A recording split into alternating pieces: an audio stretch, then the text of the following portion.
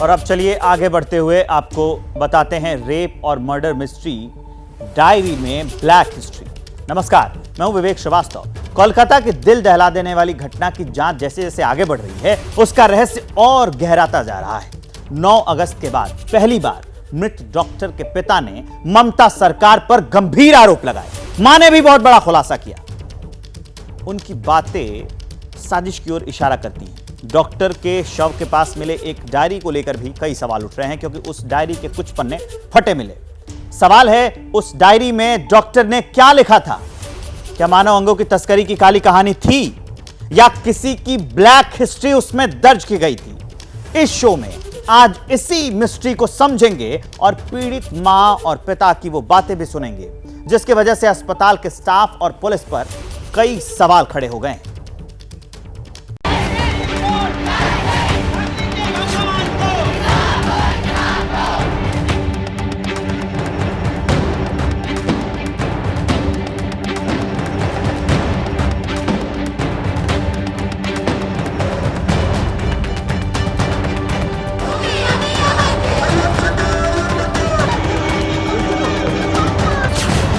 कोलकाता का केस गहराया, पिता ने गंभीर आरोप लगाया।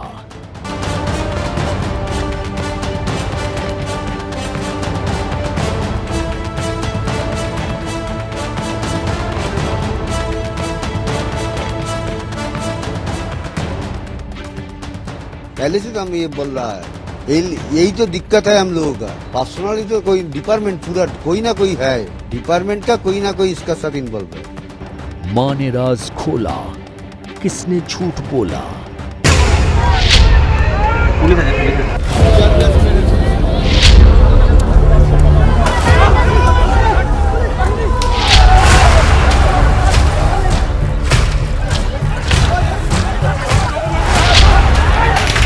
প্রথমে পুলিশ বলেনি, প্রথমে হসপিটাল থেকেই ফোন করা হয়েছিল যে আমরা আরজিকর হসপিটাল থেকে अस्पताल से शमशान घाट तक साजिश के फैले हैं तार। क्रिमिनेशन घाट का बारे में बोलते हैं, श्मशान घाट के बारे में। उधर 3 बॉडी पड़ा हुआ था।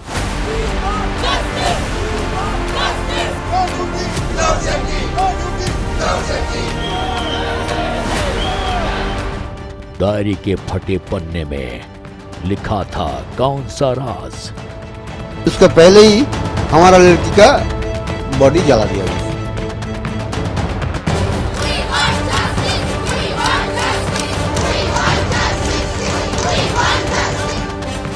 कोलकाता रेप और मर्डर मिस्ट्री डायरी में किसकी ब्लैक हिस्ट्री?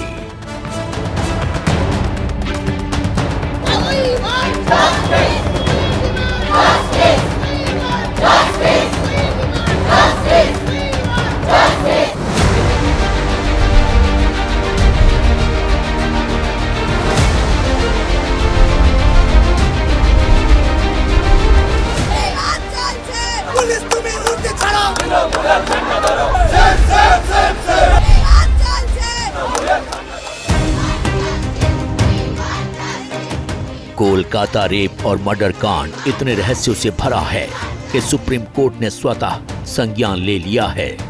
मंगलवार को इस केस की सुनवाई होगी।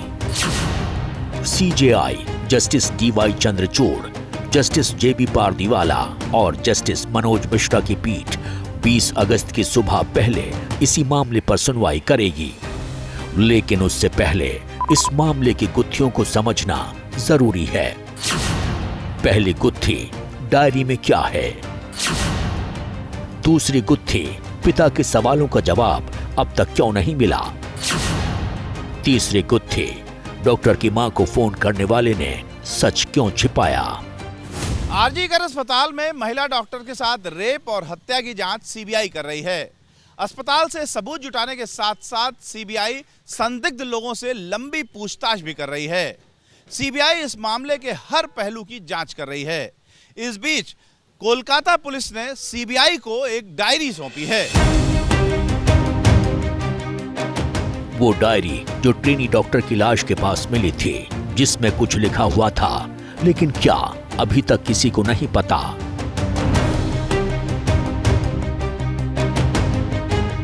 सूत्रों की माने तो कोलकाता पुलिस ने जब सीबीआई को डायरी सौंपी तो कुछ पन्ने फटे हुए थे, कई पन्नों के चिथड़े उड़ गए थे। लेकिन सवाल ये है कि इस डायरी के पन्ने किसने फाड़े। आमतौर पर जो डायरी लिखता है वो अपनी डायरी के पन्नों को इतनी बुरी तरह नहीं फाड़ता है। तो फिर सवाल ये कि वो कौन है जो क्या सबूत मिटाने के लिए ये पन्ने फाड़ रहा था। अब सवाल ये भी उठता है कि डॉक्टर की डायरी के पन्ने फट जाने से वो कौन से राज हैं जो छिप जाएंगे। क्या ऐसा हो सकता है कि जब ट्रेनी डॉक्टर पर हमला किया गया हो तो उस वक्त डायरी भी छीनने की कोशिश हुई हो और झड़प के बीच नोटबुक के पन्ने फट गए हों?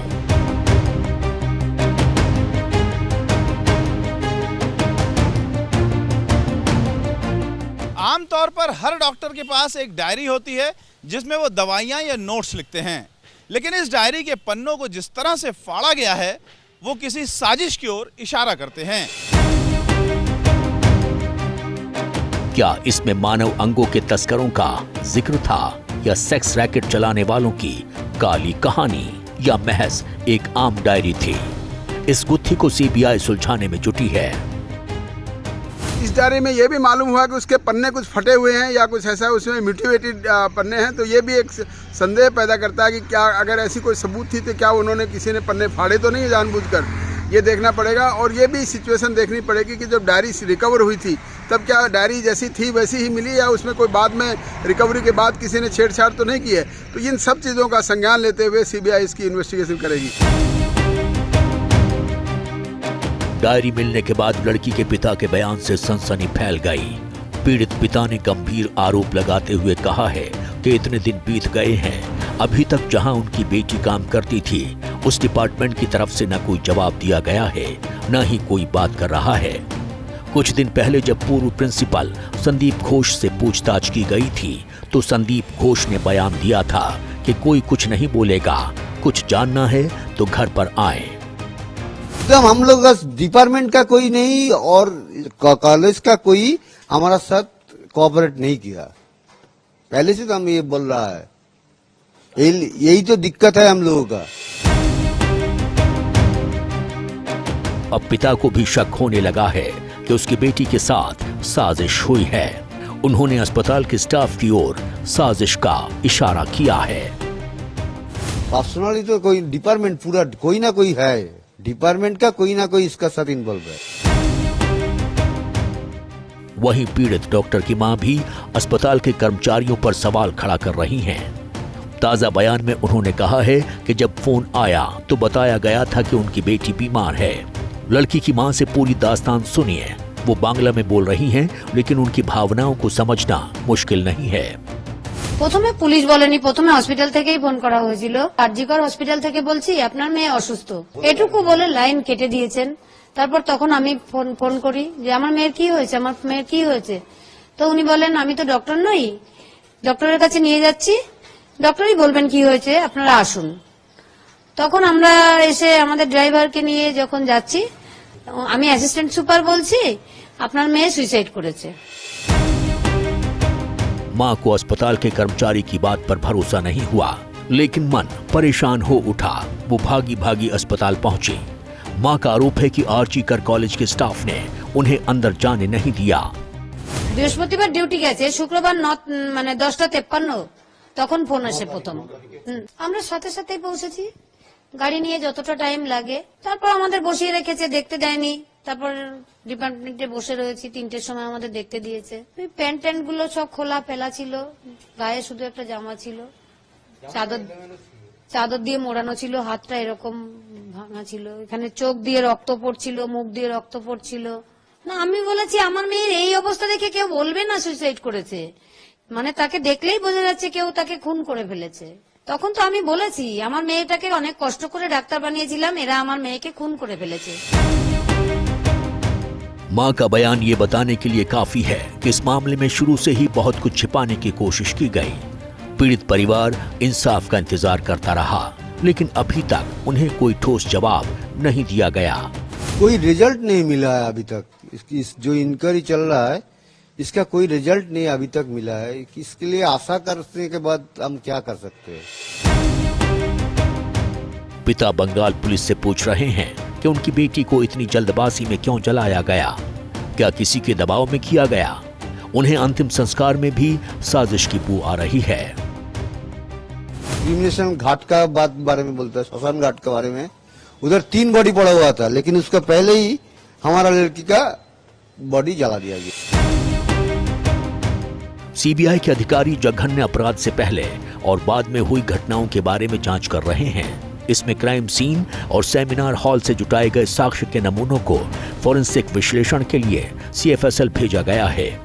आरोपी संजय के कपड़े वगैरह कलेक्ट किए गए हैं और उनको भी सीएफएसएल भेज दिया गया है। रेप और मर्डर का मुख्य आरोपी सीबीआई की कस्टडी में है। कई लोगों से लगातार पूछताछ जारी है, लेकिन फिर भी इंसाफ के लिए लड़ाई जारी है। सड़कों पर प्रदर्शन हो रहा है। ममता सरकार के खिलाफ आवाज उठ रही है। मुख्यमंत्री भी सड़क पर उतर दोषियों को फांसी देने की मांग कर रही हैं। मुआवजे का भी ऐलान कर दिया गया है, लेकिन पीड़ित परिवार न्याय मांग रहा है, मुआवजा नहीं। सीएम अपने रास्ते में नाम उतार के जस्टिस मांगता है, फिर जो जनरल पब्लिक है उसने जब जस्टिस मांगता है उसको बंद करने के लिए कोशिश कर रहे हैं। क्या इसके सब क्या बात है? हम लोग तो इसके लिए बहुत दुख आ गया। उन्होंने हम तो जब कंपेंसेशन के बारे में बोला है, हम लोग दोषी का सजा मिलने के बाद जाएंगे आपका पास और कंपेंसेशन के बारे में उस टाइम में बात है। पिता ने अपना रुख साफ कर दिया है। पहले दोषियों को सजा, फिर मुआवजे की बात। यानी ये लड़ाई अभी रुकने वाली नहीं है। सीबीआई की जांच और सुप्रीम कोर्ट में जल्द ही साजिश करने वालों के चेहरे सामने आ जाएंगे।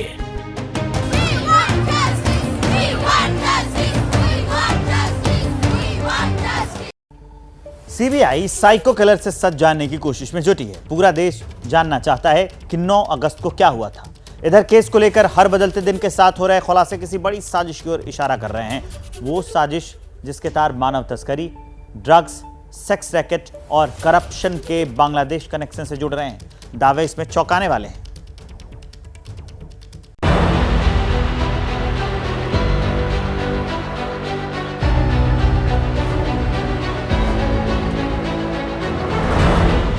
हॉस्पिटल में रेप और मर्डर, कौन सा राज जानती थी ट्रेनी डॉक्टर।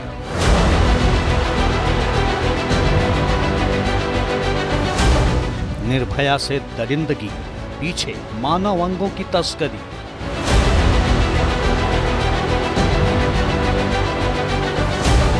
करप्शन और काला कारोबार, सच छिपाने के लिए खूनी वार।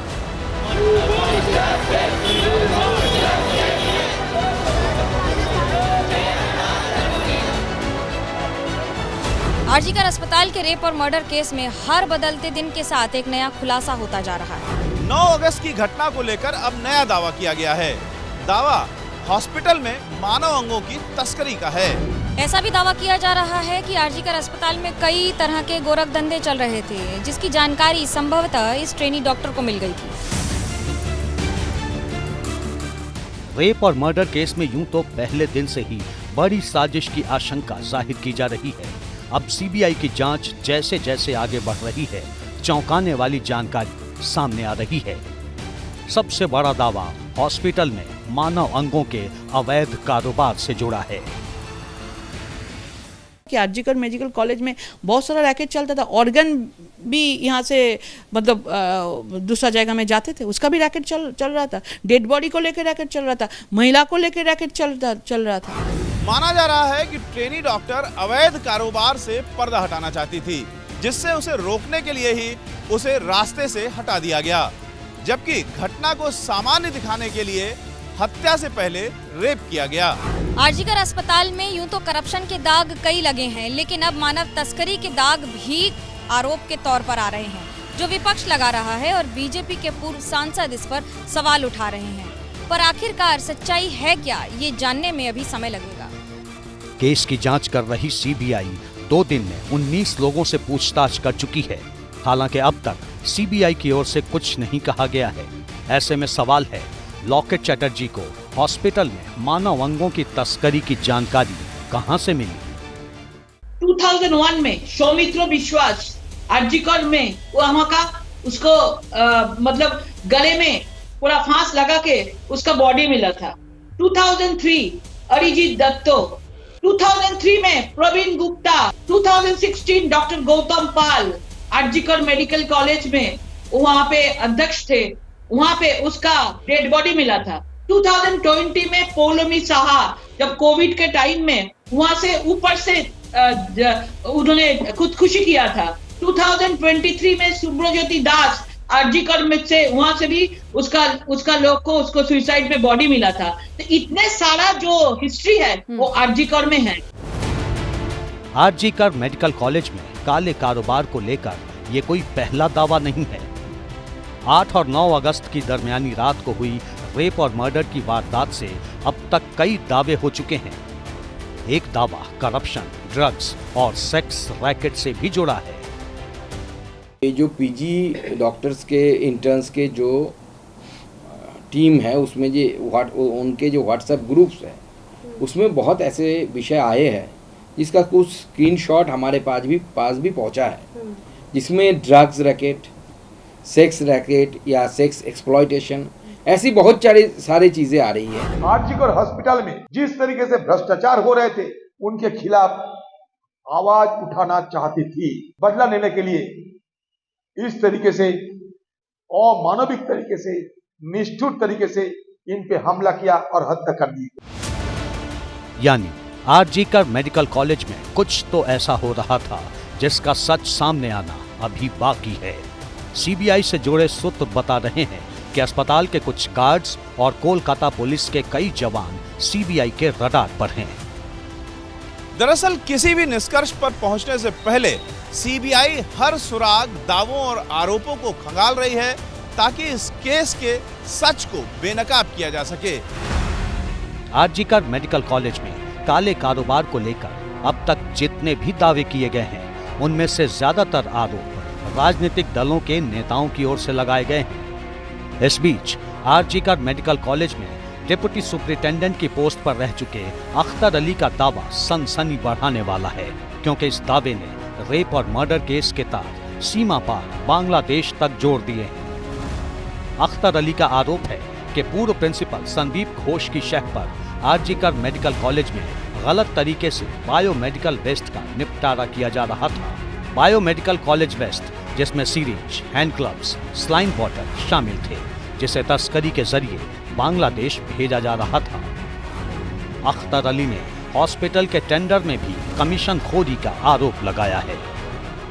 मैंने जब आवाज उठाया था तो मैंने सबसे पहले उनको पकड़ा था बायोमेडिकल वेस्ट जो डिस्पोज होता है जैसे डिस्पोजेबल यूज सिरिंज, और उसमें तो बांग्लादेशी सिटीजन जब हमने इंक्वायरी किया था ये सारा माल जो है बांग्लादेश रिसाइकिल होता था। ऐसे लोगों को खुला छोड़ना मतलब समाज के लिए रिस्क है। आरजीकर के रेप और मर्डर मामले के सामने आने के बाद अब आरजीकर अस्पताल के प्रशासन पर भी लगातार सवाल उठ रहे हैं।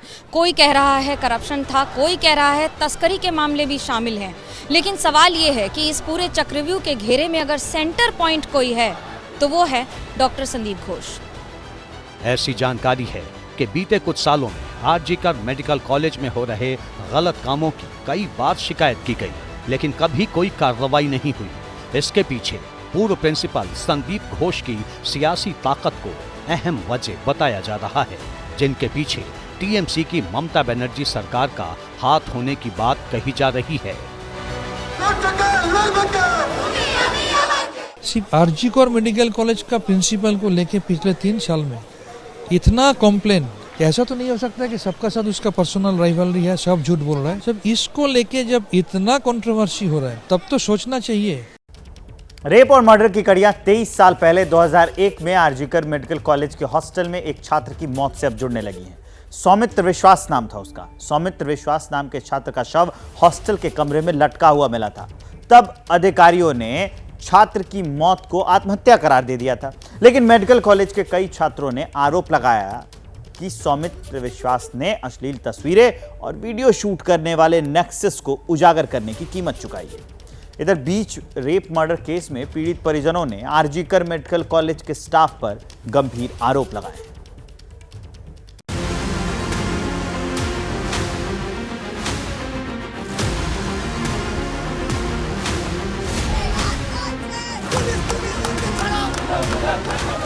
আরজি করে যেতে আর ভালো লাগে না, আরজি করে যেতে আর ভালো লাগে না। तो क्या ट्रेनी डॉक्टर को किसी खतरे का अंदेशा था? डॉक्टर बिटिया आरजीकर मेडिकल कॉलेज क्यों नहीं जाना चाहती थी? रेप और मर्डर की घटना के 10वें दिन पीड़ित परिजनों की ओर से किया गया खुलासा चौंकाने वाला है और पश्चिम बंगाल का पूरा सिस्टम सवालों में है। फिर चाहे वो शासन प्रशासन पुलिस हो या फिर आरजीकर मेडिकल कॉलेज का स्टाफ। जो डिपार्टमेंट पूरा इसलिए इन्वॉल्व है इसमें, श्मशान घाट के बारे में उधर 3 बॉडी पड़ा हुआ था, लेकिन उसका पहले ही हमारा लड़की का बॉडी जला दिया गया। पीड़ित परिजनों के आरोप आरजीकर मेडिकल कॉलेज में करप्शन, सेक्स, ड्रग जैसे रैकेट या कहिए काले कारोबार के संचालन से जुड़े आरोपों को और ज्यादा पुख्ता करते हैं। अब सवाल है, पश्चिम बंगाल का शासन प्रशासन क्या छिपाने की कोशिश कर रहा है? निर्भया के अंतिम संस्कार में जल्दबाजी क्यों की गई? क्या किसी सच से पर्दा उठने का डर था? और अब तक कॉलेज प्रबंधन ने पीड़ित परिजनों से संपर्क क्यों नहीं किया? निर्भया के माता पिता के कई सवाल हैं। वो चाहते हैं कि उनकी बेटी को जल्द से जल्द इंसाफ मिले, केस का सच सामने आए, लेकिन इंसाफ में देरी से पीड़ित परिजनों का सब्र जवाब देने लगा है। निर्भया केस के 10 दिन हो चुके हैं, लेकिन अब तक सिर्फ एक आरोपी संजय रॉय की गिरफ्तारी हुई है।